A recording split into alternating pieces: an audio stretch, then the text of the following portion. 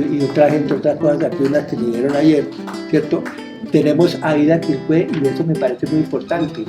Es la primera vez que tenemos como candidata a la vicepresidencia una mujer indígena. Y eso me parece que es darle cabida a lo que realmente somos. Bueno, yo voy a dar una abrebocas a un tema que considero que es bastante amplio, que tiene que ver con este tipo de mirada sobre la economía, pero también sobre las visiones ancestrales, ¿no? Pienso que sí, que es un momento, como tú dices, muy oportuno para que se llegue a una presidencia y a una vicepresidencia, y ojalá podamos incluir en los centros educativos, en las cátedras, elementos como los que vamos a dejar como esbozados. Son dos orígenes diferentes definitivamente, lo de la economía popular y la economía social y solidaria. ¿Para dónde vamos con eso de la economía popular? La economía popular, como les decía, siento la nuestra, tiene origen en la centralidad, tiene origen en las mingas, tiene origen en esa organización solidaria que digamos, desde hace muchos siglos viene elaborándose. Por eso me parecía muy importante que viniera Freddy. Uno de los puntos centrales para nosotros es lo que ya en América se ha venido trabajando, que tiene que ver con lo que en lengua quechua decimos el summa causai. El summa causai en Colombia no se ha ahondado mucho, pero se ha incorporado a la Constitución en Bolivia y en Ecuador ampliamente, y bueno, los ejercicios que se han venido haciendo han dado unos resultados muy, muy importantes, porque recogen lo fundamental del pensamiento de nuestros pueblos ancestrales que están ahí presentes. El summa causai, desde la misma palabra en lengua, está definiendo el sumac, es algo grande. Cuando se dice sumac, se refiere a algo que merece destacarse. Y causai, pues es la vida. Entonces, el summa causai quiere decir el buen vivir.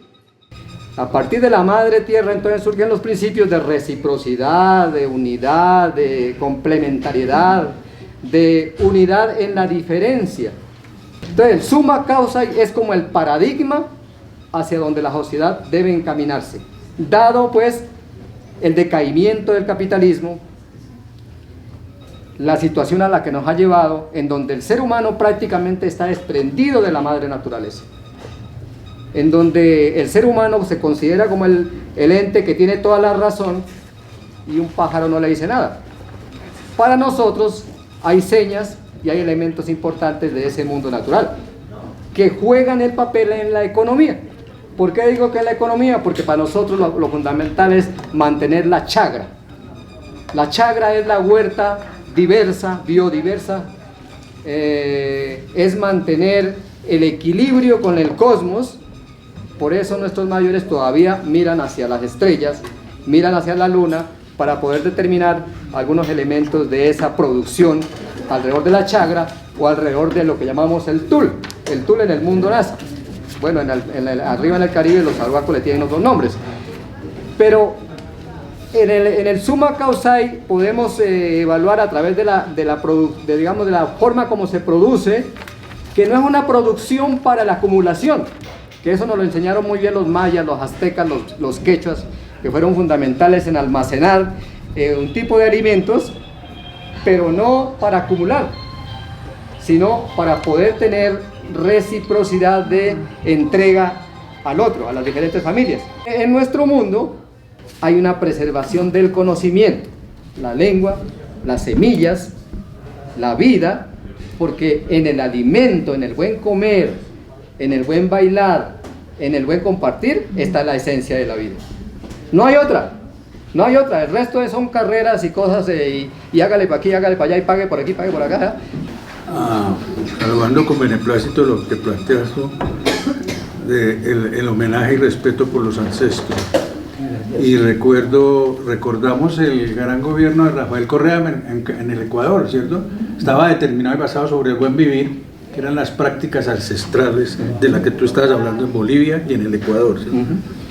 Ahora, hay un gran filósofo ahora de moda coreano, nacionalizado en Alemania, el maestro Chul Han, que habla de la sociedad del cansancio, ¿sí? Correcto. Y la sociedad del cansancio es eso que nos corresponde en este momento. ¿Cómo, dice él, cómo nos cuesta trabajo descansar? ¿Recuerda cuando los papás le decían, estaba uno comiendo y uno estaba acelerado, le decía a mi hijo, suelte los cubiertos, y verá que se relaja y mastica mejor? Nos está costando mucho trabajo soltar los cubiertos, descansar. Cuando estamos descansando, lo que te planteas tú, la fiesta, la alegría, la celebración, entonces nos sentimos culpables. A eso nos han conllevado.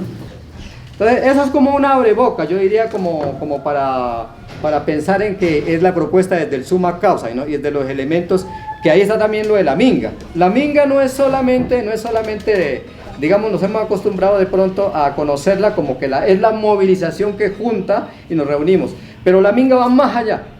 La minga es el sistema de conocimiento y la fuerza conjunta para hacer una labor de uno para todos. Y la minga es fiesta, se terminaba en fiesta, se terminaba en baile. Entonces la minga es mucho más un sistema económico, cultural, espiritual. Por el otro lado, está lo de la economía social y solidaria, que tiene sus orígenes del siglo XIX, principios del XX, y aquí al país lo trajo, como les decía, Uribe. Si ustedes miran el cooperativismo aquí, llegó básicamente desde las instituciones hacia abajo, pero llega básicamente a partir ya de legislaciones hechas o sea, no es el resultado necesariamente del desarrollo de las gentes que se organizan porque tienen dificultades. Hay otro personaje que es muy importante en la historia del cooperativismo, que es Adán Puerto, un clérigo que trajo, que a partir de la doctrina social de la Iglesia trae el cooperativismo básicamente hacia los campesinos, pero basado en esa política social de la Iglesia que ve que sobre todo hay que hacerle frente, hay que combatir esas ideas locas de los liberales de la época, y además que no fueran a entrar las ideas comunistas, ¿no es cierto? Posteriormente, indudablemente, la Iglesia, a partir de Camilo Torres y de estos grupos que trabajaron en torno a él, pues generan una visión diferente y unas maneras diferentes de hacerlo. Quería decir acerca del general Rafael Uribe, y Monseñor Adán Puerto, no era el elemental clérigo. Perdón. Son contextos históricos diferentes y son la historia, ¿no? Rafael Uribe y Puerto son la génesis de lo que ha sido nuestro país, cuando se entrecruza lo militar con lo religioso, ¿o no? En ese tipo de sociedad nos levantamos. Entonces, Rafael Uribe, un hombre muy valiente, con una concepción liberal de su tiempo. Hay que reconocerle a Uribe, que creo yo que es un prócer de este país que ha estado muy escondido y guardado. Y por el otro lado, el clérigo, como dice Guillermo, Monseñor Adán Puerto, es la Iglesia, es la presencia de la Iglesia en el hecho de la solidaridad, el hecho de la igualdad, de la libertad, de la igualdad y la fraternidad arranca por allá, pero desde la concepción religiosa, desde el hecho católico, apostólico, romano, pero que hoy, en los tiempos que nos ha correspondido vivir, uno se inclina y saluda con beneplácito el planteamiento que tú has hecho. A eso es que debemos volver. Y no es que de allá somos, pero como que dicen, cogió el camino por otro lado, ¿no? Que nos vinimos por el atajo, y el concepto económico debe ser ese. Creo que históricamente ninguno recuerda una confrontación entre el poder ejecutivo y el poder financiero, en este caso el Banco de la República, ¿cierto? Nunca la había habido.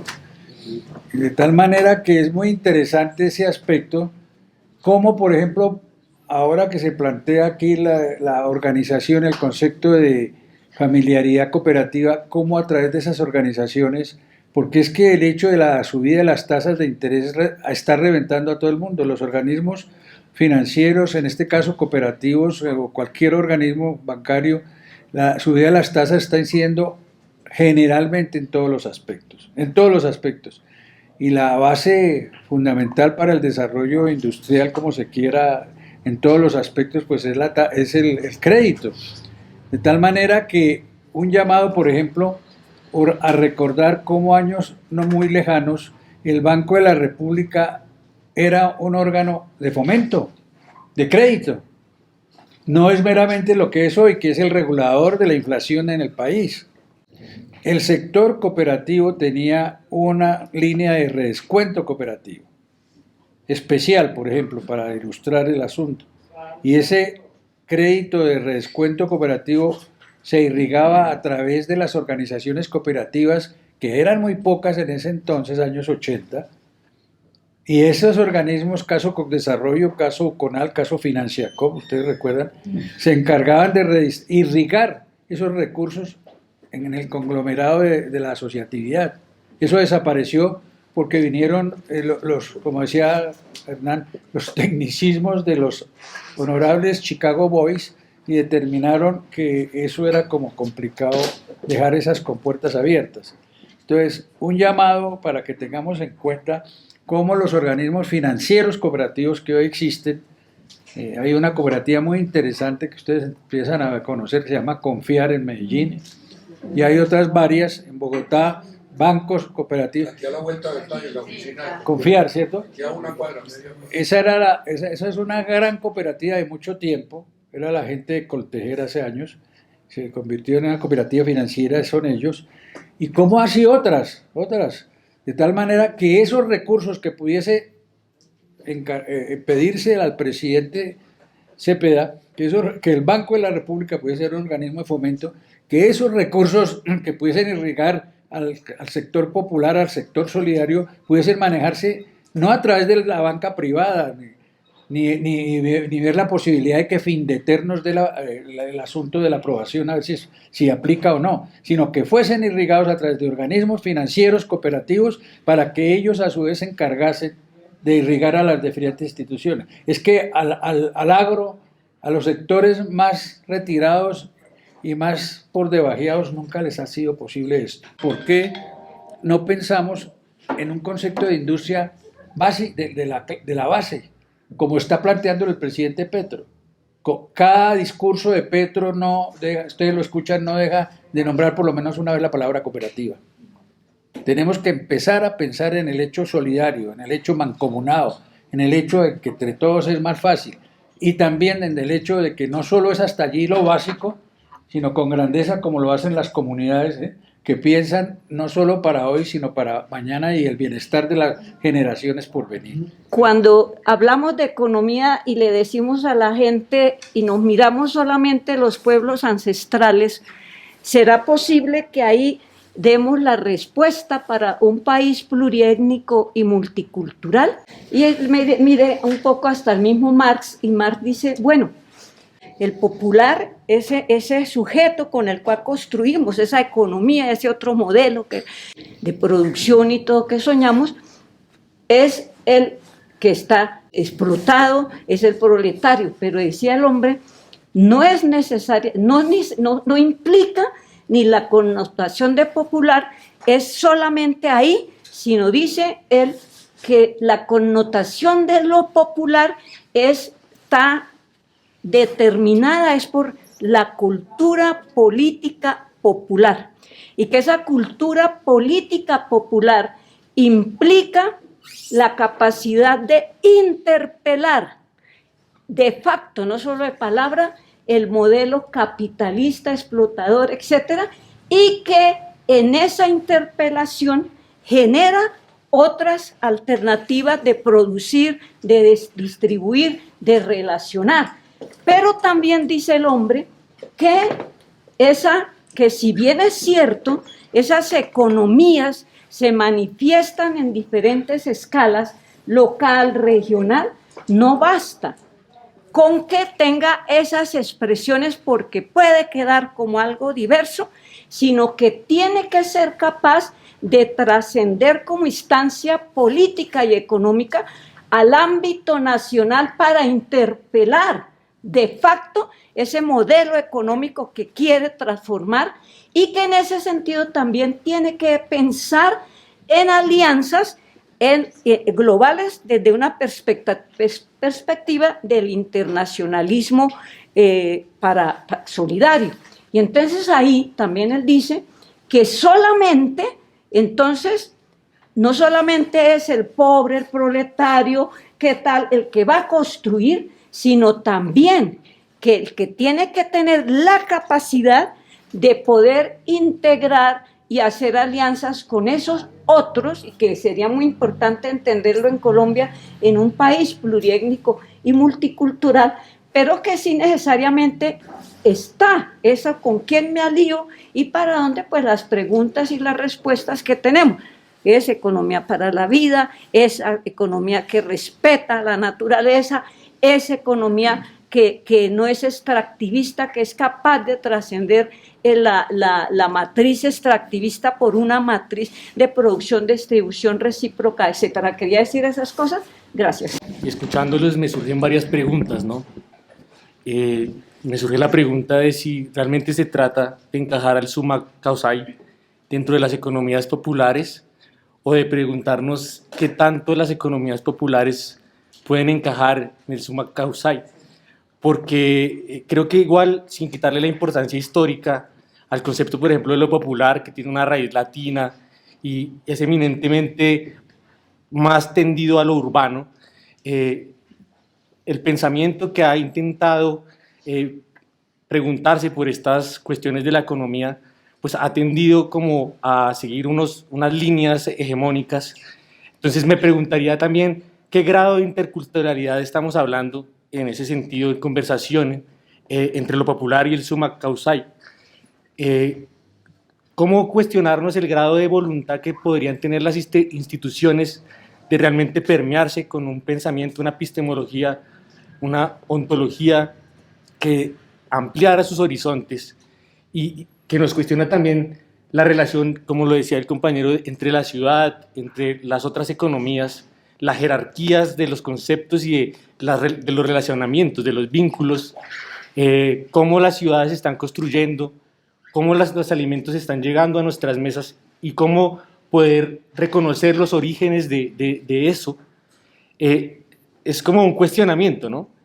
Porque creería que sí ha habido como una incapacidad quizás, y la política del buen vivir ha sido en Colombia suena como sui generis, pero es una tradición más antigua, tiene unas connotaciones que tienen más profundidad en nuestras identidades y en nuestros quehaceres, digamos, propios, pero que no ha sido suficientemente escuchada precisamente porque las jerarquías de la relevancia, de lo importante, de lo que es prioritario para el Estado, incluso para la sociedad culturalmente, pues ha tenido pues, unas influencias que es difícil de reconocer cuando ponemos en la balanza la resistencia a esas dinámicas brutales del capitalismo.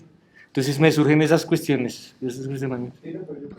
Vivimos en unas trampas mentales, digámoslo así, porque nos han acostumbrado, nos falta siempre 5 para el peso, que somos muy incompletos, que lo que somos no es lo que deberíamos ser, porque hay países como los Estados Unidos, Europa, que sí están desarrollados, nosotros somos subdesarrollados, y entonces ahí hay un gran problema, porque lo que sucede ahí es que no reconocemos cómo somos efectivamente. Y en el fondo todos tenemos una serie de elementos de lo que se llaman economía popular. Ahora voy a poner rápidamente unos ejemplos. Una segunda trampa mental es que nos han separado la economía de la política, de la religión, de la cultura. Ya Freddy nos lo decía, para los pueblos originarios todo eso está junto. ¿Por qué? Porque lo que llamamos ahora economía, que es la crematística, la ganancia, lo que decía el señor, en realidad no es solo producción, sino también reproducción social. Es decir, uno no solo trabaja y gana una plata, sino que la pone al servicio de una familia, la reparte con los hijos, hay instituciones, hasta las herencias. Entonces, en ese sentido, la economía no funciona solo como trabajo y dinero, sino formas redistributivas que están. Pero la mentalidad es que eso, como está separado, cuando se mira la economía popular, se la mira como lo que le falta, lo incompleto, porque no tiene grandes industrias, porque no dicen que es informal, etcétera, y no ven que es una economía, primero, ustedes saben del estrato 4, 5 y 6, para utilizar esa clasificación que es muy impropia, pero que sirve descriptivamente, ¿cuán porcentaje de la población colombiana somos más o menos como la mayoría de los que estamos aquí, que vivimos en Teusaquillo? El 12.5%. Los estratos 4, 5 y 6. Los estratos 1 y 2 y 3, que son los que Planeación Nacional clasifica como lo popular, como lo pobre, son el 87% de la población colombiana. Y la pregunta es, si de verdad fuera cierto que son tan informales y que les falta 5 para el peso, ¿cómo es que viven? Viven porque en su economía es una economía donde no diferencian completamente entre formas culturales, formas económicas, formas sociales. Los sectores populares, ese 87% de la población no tiene pensiones, no tiene seguridad social, no tiene acceso a la salud, digamos, hasta hace muy poco eso se ha ido medio recomponiendo. ¿Quién se encarga de las pensiones de ese 87% de la sociedad? Los que trabajan en la economía popular. Las mujeres que se dedican dentro del hogar a cuidar a los ancianos o a los enfermos, generalmente las hijas mayores o las abuelas. Y no solo en la economía popular, también en las clases medias y altas, porque tenemos una serie de costumbres, de culturas, como ya muy bien Félix lo ha puesto de presente, en que cuando uno está recién casado, en la universidad todavía, en fin, y no ha conseguido todo el equipamiento de un hogar, ¿a dónde lleva la ropa para lavar? A la casa de la mamá. Y ustedes van a la Perse, descubren que la misma mesa del restaurantico que está ahí junto a la cocina en la Perse es una mesa que se transforma. En la mañana llegan los amasivos de la casa y los ponen ahí y los acaban de organizar y de cocinar, y al mediodía se está el almuerzo.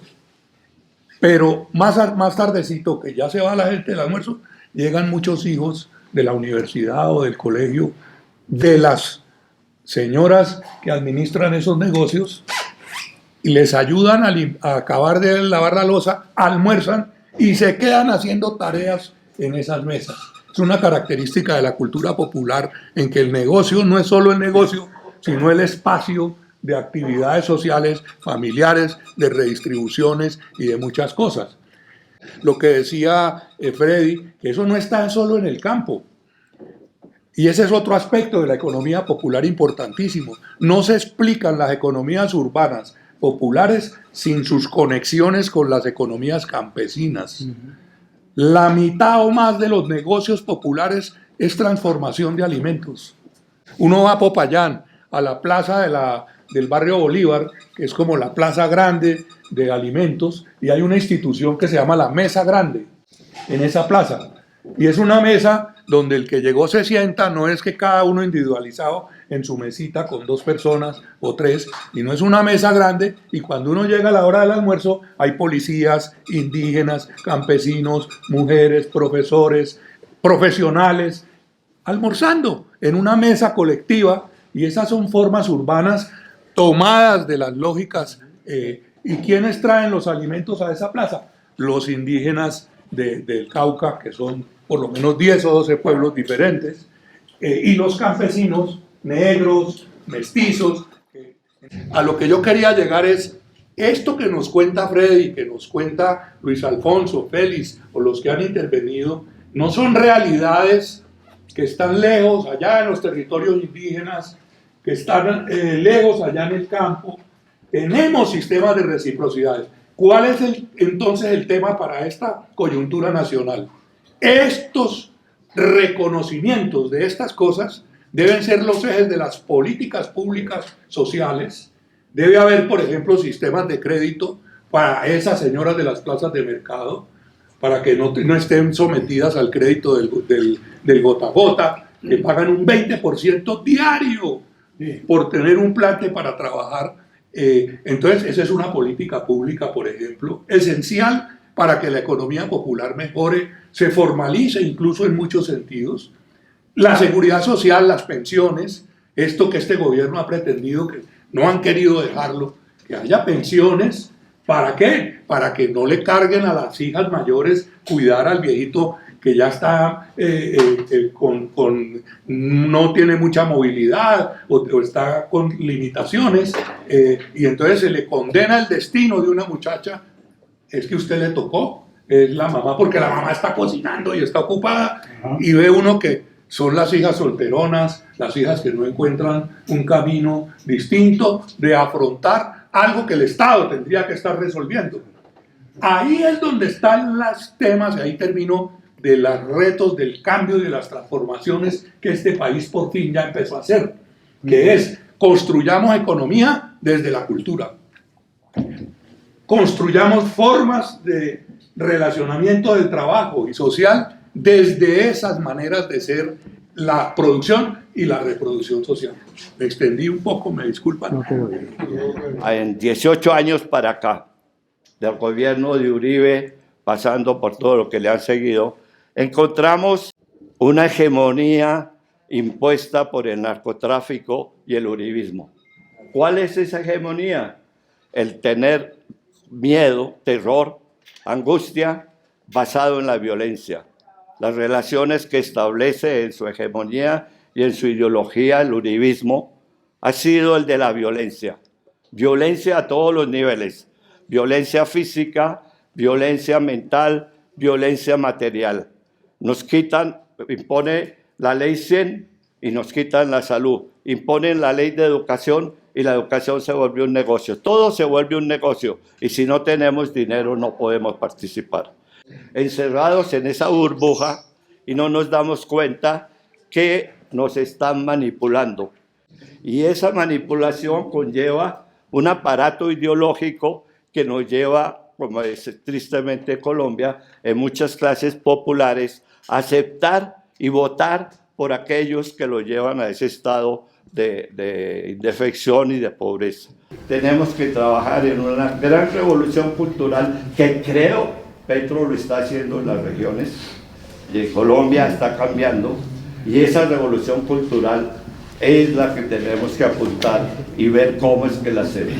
Gracias, compañero. Las 3 veces que he venido siento que me divierto. Hay una celebración de la palabra y hay un encuentro muy lindo que se está dando en esta juntanza. Acercarlos más a lo que puede ser, por ejemplo, la minga, que me parece, según lo comenta Freddy, algo muy potente desde lo que simboliza y desde su práctica misma. Entonces la invitación un poco también es que estaría bueno empezar a ver cuáles pueden ser esos mini gestos o micro gestos dentro de esta juntanza, porque igual uno siente que aquí se encuentra uno con casi siempre la mayoría de personas, pues ya nos hemos, o ya se empieza uno a reconocer. Entonces quizá que dentro de 8 días puede haber un compartir, ¿no? De qué tal si alguien que sabe hacer algo de tortas o algo del estilo pueda como traerlo y ver cómo eso puede, porque el hambre exacto. Y otro tema que quizá pues puede que lo podamos charlar más adelante o se pueda conversar, porque es un tema grande y siento que es un elefante blanco, o un elefante en la habitación, pero por lo menos en lo que pienso yo en mi día a día, es cómo se desarrolla la inteligencia artificial. Porque siento que eso también trae unos cambios de base en cómo se va a desarrollar las economías de muchos países y que va a un ritmo muy salvaje, un ritmo que no estamos poniéndole suficiente atención y que y que no sé qué tanto debamos prestarle esa atención, no sé qué tanto debamos ponerlo sobre la mesa ya mismo para ver qué es y entenderlo un poco más, porque a veces siento que nos quedamos en unas conversaciones que vienen de unos pensadores muy potentes y que le han dado también estructura a nuestras formas de hoy en día, pero que también están dialogando y en tensión con otras cosas muy fuertes que están sucediendo ahora mismo y que están cambiando la forma en que se concibe, no sé, lo que va a ser hoy, más adelante nuestro planeta. No sé si esa idea de Minga, esa idea de economías populares vayan a ser posibles en un mundo donde se habla de inteligencia general artificial, donde se habla de que se van a perder muchos trabajos que hoy en día son pues normales para nosotros. Esos en menos de 5 o 4 años ya van a ser, por decirlo, prehistóricos, ya no van a ser. Y creo que parte de poner en contexto el debate tiene que ver con lo que tú acabas de plantear sobre los cambios tecnológicos y la aceleración que estamos teniendo. Entonces, me parece que una idea clave primera que quería plantear es que necesitamos profundizar más en esa comprensión que tiene la población en general y que tenemos sobre la economía, sobre el papel del dinero y sobre lo que implica vivir bien. Estoy usando el vivir bien porque es la denominación común, ¿sí? La gente dice, a mí me interesa vivir bien. Hay estudiantes en la universidad donde yo trabajo que piensan que hay que vivir bien, pero ellos tienen su idea de cómo se vive bien. O también en el escenario político incluso ha aparecido la idea de la gente de bien, ¿sí? O sea, ese asunto del vivir bien, el ser bien. Hay que profundizar en esa comprensión y yo creo que hay que hacerlo también con las personas jóvenes. La segunda idea, creo que hay que comprender más ampliamente las distintas formas económicas que están cubiertas bajo la comprensión de la economía popular. Porque es que siento que a veces nos imaginamos que hablar de economía popular es hablar de la informalidad y resulta que hay pocos proyectos, pero existen grandes apuestas por hacer empresa desde lo popular. Y eso no está mal, eso es lo que hay que hacer, en mi opinión, ¿sí? Conozco un proyecto muy interesante en Catatumbo, que es una de las regiones más afectadas por el conflicto armado en nuestro país, y es un proceso colectivo que busca que buscan hacer empresa. ¿Qué es lo que ha pasado en Catatumbo? Hay un problema porque si uno ve el paisaje, uno no ve ganado. Entonces esta apuesta en una finca que está gestada por uno de los movimientos campesinos más fuertes de la región, está trabajando en ganadería. Y yo una vez le planteaba la inquietud a la lideresa con la que estaba hablando, pero ¿por qué ganadería? O sea, pues vamos como en contravía de lo que son, digamos, debates alrededor del impacto de la ganadería. Y ella me decía, la población en varios municipios de la región no consumen leche. No hay vacas lecheras y no hay carne. Entonces la apuesta con inseminación artificial y con formación del campesinado para hacer procesos muy sofisticados es repoblar la región pues con razas de ganado que sean de la región. Entonces yo creo que hay que apostarle en grande desde la economía popular. O sea, no pensar que es que la economía popular es la economía del rebusque, la economía de la informalidad. Bueno.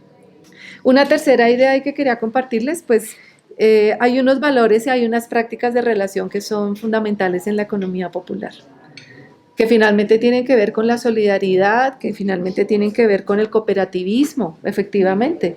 Y pues Colombia tuvo una época de un movimiento cooperativo muy robusto, que desafortunadamente pues se extinguió, pero se extinguió porque hubo también toda una estrategia para, por ejemplo, en el sector financiero que se lograron posicionar algunas cooperativas y todas fueron, por eso interesantísimo el caso de la cooperativa que tú mencionas, que creo que logra aglutinar y generar además unos encuentros como muy interesantes, que pueden ser pequeños núcleos como de nuevas transformaciones del pensar. Entonces, creo que hay que recuperar como esos valores y prácticas de relacionamiento que están en la base de la economía popular, que tienen que ver con la solidaridad y con el cooperativismo. Y la última idea, pues una preocupación por las y los jóvenes, porque es que ahí sí creo que vamos perdiendo un poco la partida. O bueno, pues a veces lo siento así. Yo también vengo del sector de las universidades públicas no con tan buenos momentos en esta coyuntura actual. Y ahí yo siento que hay como varias situaciones, ¿no? En la universidad donde yo trabajo hay por un lado una desesperanza tan grande en algunas y algunos jóvenes que se han acercado a decir en las reuniones: nosotros ya no tenemos nada que perder. Y recuerda mucho lo que pasó en el año 2021 con el estallido social. Las juventudes que no tienen nada que perder, pues la apuestan todo, ¿sí? A proyectos, no tienen nada que perder, se comprometen con todo, pero ¿con qué se están comprometiendo? Hay una enorme desesperanza, pero también hay una desconfianza en que es posible hacer cambios. Hay sectores de la juventud que no creen que es posible cambiar y pues necesitamos trabajar sobre eso. Y hay un manejo emocional a través de la información que está circulando. Y tendríamos que pensar en un asunto, y es que el Byung-Chul Han, que tampoco sé si se pronuncia así, pero este hombre nos viene planteando No que hay nuevas mercancías, ¿sí? En los circuitos de producción actuales del capitalismo hay nuevas mercancías, claro. Y esas nuevas mercancías no son cosas, es información, pero es mucho más que información, porque es como, o sea, casi como si la mercancía se convirtiera en la posibilidad de control de la información, el algoritmo que tú decías ahora. O sea, creo que están cambiando cosas en los circuitos económicos y no nos estamos dando cuenta. Y las nuevas mercancías no son lo que nosotros estamos pensando. Y ahí creo que hay un desenfoque en la mirada sobre el que tendríamos que trabajar. A mí me alegra que exista esta juntanza para poder dialogar sobre esos temas que a veces los dejamos pasar, pero creo que hay que prestarle atención para generar una nueva dinámica en una sociedad que lo está solicitando, cosas de un resto de personas que ya estamos con una sabiduría de haber pasado desde el teléfono de disco, desde eso a estas nuevas tecnologías. Entonces tenemos que hacer una reflexión bien interesante y unos diálogos que nos permitan darle más herramientas a los jóvenes y recibir herramientas de ellos. Gracias. Están empezando a reunir para hacer juntanzas y jams, como lo llamamos los músicos, improvisaciones musicales de solo mujeres, y lo que se reúna en esas juntanzas va a ir dirigido a cada una de estas madres que hacen parte del gremio de la música. Entonces creo que todas estas organizaciones de economía solidaria son súper importantes, se siguen moviendo, se están moviendo, y pues quiero invitarlos para que conozcan estos movimientos, el movimiento de Cantautoras por la Paz y el movimiento de las Madres Músicas. Bueno, para no demorarlos más, la canción que escogí hoy no es de mi autoría, pero seguro que todos aquí la conocen, y es del maestro Juan Luis Guerra, hablando de las economías solidarias, Ojalá que llueva café.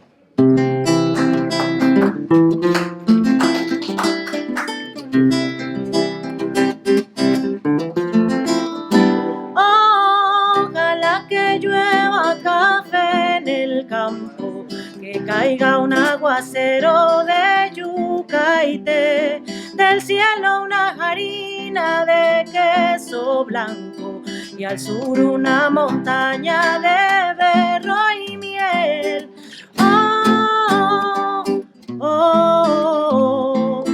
Ojalá que llueva café.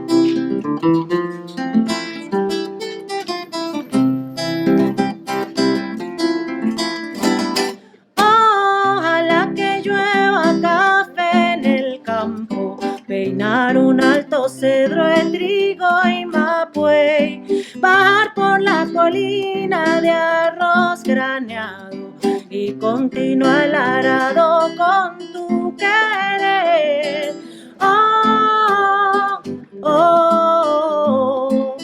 Ojalá el otoño en vez de hojas secas vista mi cosecha de pitizale, sembra una llanura de batata y fresa, ojalá que llueva café, pa' que en mi Colombia no se sufra tanto. Ojalá que llueva café en el campo, pa' que allá en el Cauca oigan este canto. Ojalá que llueva café en el campo, ojalá que llueva, ojalá que llueva y oye, ojalá que llueva café en llueva café, café, pa' que en Putumayo no se sufra tanto. Ojalá que llueva café en el campo y que allá en Bolívar oigan este canto. Ojalá que llueva café en el campo, ojalá que llueva y oye, ojalá que llueva café en el campo, ojalá que llueva café,